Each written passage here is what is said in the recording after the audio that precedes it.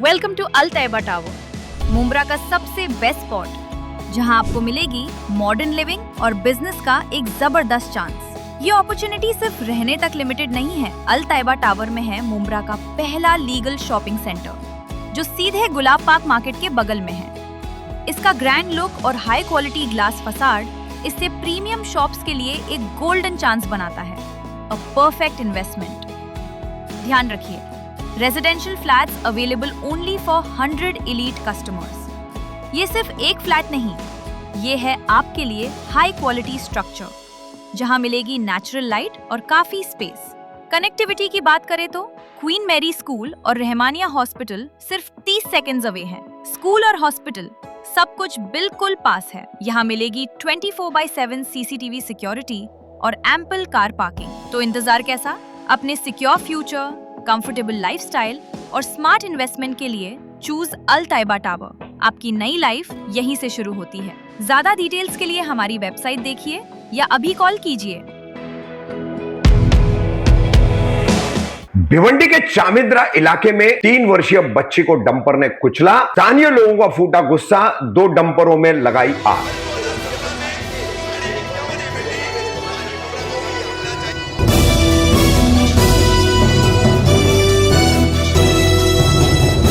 मैं रफीक कामदार, हिंदुस्तानी रिपोर्टर में आपका स्वागत है। शनिवार 11 जुलाई दोपहर के समय भिवंडी के चाविंद्रा परिसर में एक भयानक दुर्घटना घटी है। इस दुर्घटना में एक 3 वर्षीय बच्चे की मौत हुई है। चाविंद्रा परिसर में मनपा का डंपिंग ग्राउंड है, तो कचरा डंप करने वाले कई सारे डंपर्स यहाँ पर लगातार आते जाते रहते हैं और इसी को लग करके बड़ी आबादी भी है और इसी आबादी में कुछ कारखाने भी है। मृतका 3 वर्षीय सनाया अब्दुल हक, तो सनाया खेल रही थी और उसी दौरान एक डंपर रिवर्स ले रहा था और सनाया चपेट में आ गई, जिसमें वो गंभीर रूप से घायल हुई। लोग उसे लेकर के दौड़ पड़े अस्पताल। इंदिरा गांधी हॉस्पिटल में ले जाने के बाद डॉक्टरों ने जांच कर सनाया को मृत घोषित किया, लेकिन दूसरी तरफ घटनास्थल से डंपर चालक डंपर लेकर फरार हो चुका था। अब इस दुर्घटना के चलते लोगों का गुस्सा फूट पड़ा और लोगों ने यहाँ पर डंपिंग ग्राउंड पर मनपा का जो केबिन बना हुआ है, उस केबिन की तोड़फोड़ कर दी, साथ ही 2 डंपरों में आग लगा दी। मौके पर पुलिस ने पहुंचकर स्थिति को नियंत्रित किया। साथ ही इस मामले में अपराध दर्ज कर डंपर चालक की खोज शुरू की गई है। अब यहाँ आपको बता दें कि इस परिसर में जो डंपिंग मैदान है, उसका विरोध स्थानीय लोगों द्वारा काफी अरसे से किया जा रहा है। इससे पहले भी कई दुर्घटनाएं हो चुकी है और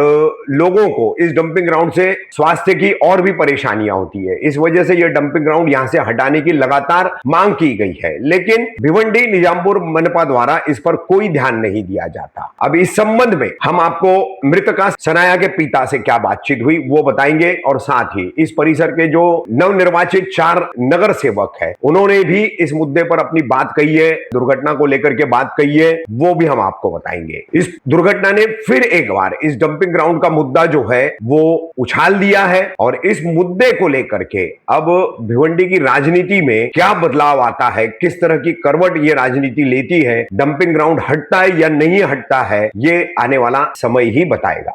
आपको कब पता चला एक्सीडेंट के बारे में और आपने क्या किया? मैं 12 बजे पता चला तो उसको दवाखाना लेके आया। एक्सीडेंट कैसे हुआ?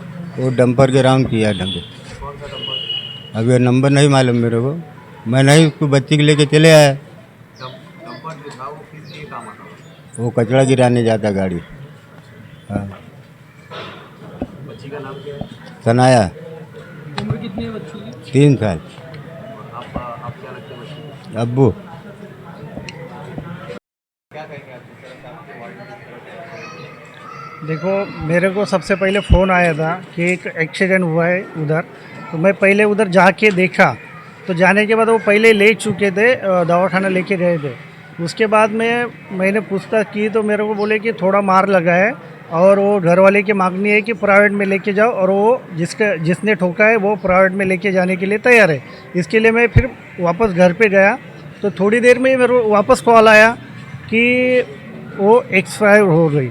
तो उसके बाद में मैंने जो तातली साहब को भी एक लेटर दिया था इसके पहले, जो अनलीगल गाड़ी है जिसका ब्रेक नहीं है, सिग्नल नहीं है, जो नंबर साइड नंबर प्लेट नहीं है, जो भी है, ड्राइवर के पास लाइसेंस नहीं है, वो जो ड्रिंक करके गाड़ी चलाते हैं, उनके ऊपर कार्रवाई होना चाहिए, वो सब डंपर बंद होना चाहिए। आप देख सकते हो मैंने अब भी लेटर दिया है और कल ही तातले साहब को कल ही मिला ये विषय पे। अगर इसका जिम्मेदार कौन है ये लेटर भी देख सकते हो आप। मैं कब दिया हूँ लेटर, ये 11 तारीख को लेटर दिया है, 11/5 को, लेकिन इसके ऊपर कोई कार्रवाई नहीं हुआ है। हमारा काम तो हम जिम्मेदारी से कर रहे, लेकिन जो अधिकारी है उनका काम करना चाहिए, वो कोई नहीं कर रहा है।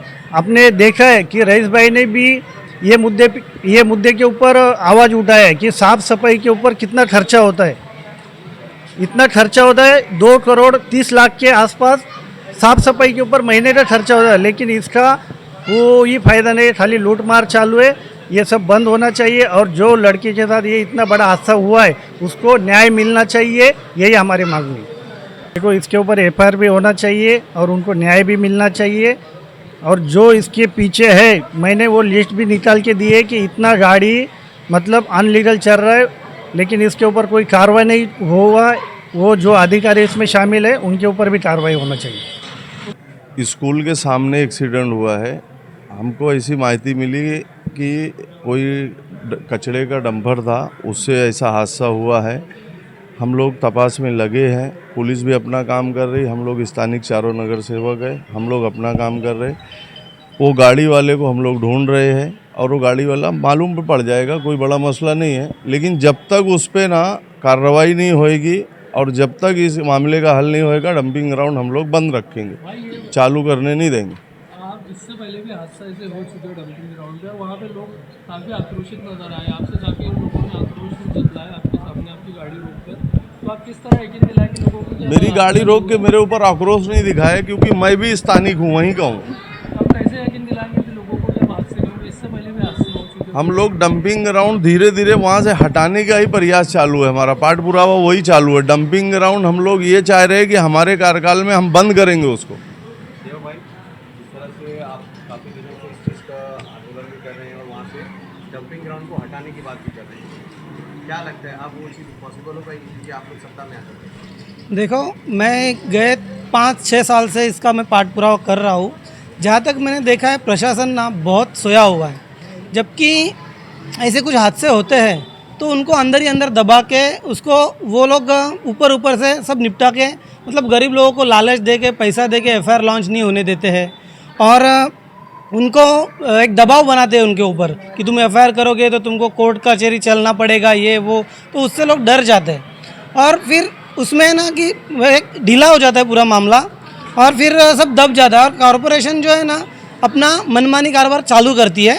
जैसे कि अभी हम लोगों ने चारों नगर सेवक जो है मेरे साथी लोग, उन्होंने मांग की है कि तुम्हारा जितना भी गाड़ी चल रहा है कॉन्ट्रैक्ट बेस पे उसका डिटेल हमको चाहिए। उनमें कितने गाड़ियों के पेपर क्लियर है, कितने गाड़ियों का इंश्योरेंस है, कितने गाड़ी पे जो ड्राइवर है उनके लाइसेंस है, वो नशा नहीं करते, उसकी पूरी डिटेल मांगी है। कब की डिटेल मांगी है, लेकिन अभी तक कॉरपोरेशन ने उसकी डिटेल हमको दी नहीं है। और दूसरी बात कि आज मुझे पता चला कि जो ड्राइवर है वहाँ पे गाड़ी खड़ा करके वो दारू का पीने के लिए ही गया था, इसलिए वो हादसा, मतलब ऐसे कितने सारे लोगों के ड्राइवर है, कॉन्ट्रैक्टर लोगों के ड्राइवर जो है वो दारू पी के वहाँ पे गाड़ी चलाते हैं। अभी पिछले बार भी एक हादसा हुआ था जिसमें वो घर में डंपर घुसा था, एक बार पीछे हुआ था उसमें कारखाने में डंपर घुसा था। लेकिन क्या है ना, कोई FIR करने के लिए आगे आता है ना तो उनको दबाया जाता है। लेकिन इस बार हम चाहते हैं ये FIR लॉन्च हो और कार्रवाई हो। और इस बार जनता को भी मैं आह्वान करूंगा कि इस बार कुछ भी हो जाए डंपिंग किसी हालत में चालू नहीं होगा और ये सब चारों नगर सेवक का उनको साथ रहेगा। और मैं जिस तरीके से पाठ पुरावा करते आया हूँ उसी तरीके से अभी मैं कॉरपोरेशन के पीछे पड़ूंगा।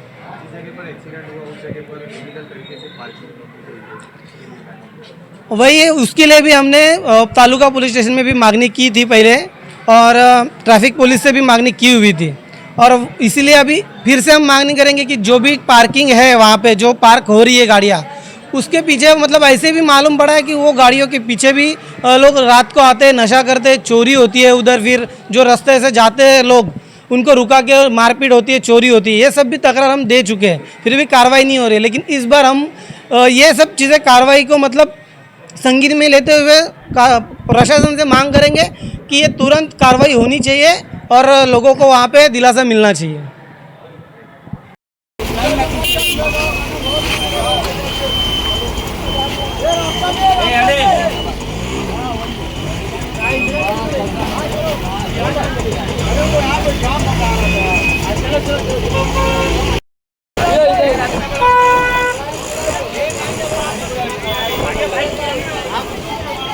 ओ साजू भाई